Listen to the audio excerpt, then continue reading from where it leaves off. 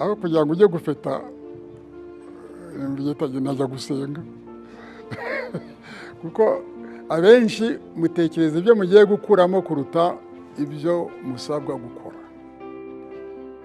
Bakunoma nka minisitiri uyu munsi ukagira fete tukajya kurahira ukaduka rwose ukishima cyane, ariko ntubanze gutekereza harya minisiteri ngiyemo zakora iki kuko uyirebye hari za minisiteri ziba zikomeye cyane ziremereye zifite ibibazo byinshi ariko kurebera icyo mvuga kuvuga ureba uti nzahera he nzagira nte.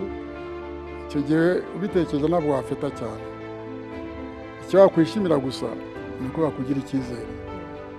Urabyumva? Icyo gihe warara rwose utekereza uti nibuka kera wambwiye ngo nijye kuba minisitiri, umunyamakuru yaraje, abanyamakuru bakunda rero kubaza cyane ati rero zakora iki ngo twari iyo bamaze kurahira mujya muri karesebusiyo niko byagendaga. Rero ugiye gukora iki niko se shati ko nabimenye ejo kuko urabona ko uyu munsi nabibiyeho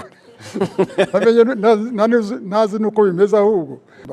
Ikintu cy'indangagaciro gikomeye mu Kinyarwanda no kwicisha bugufi. Urabyumva?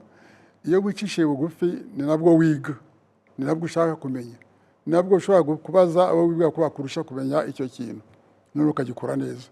Ariko turabyemba bica biti n'amabuye.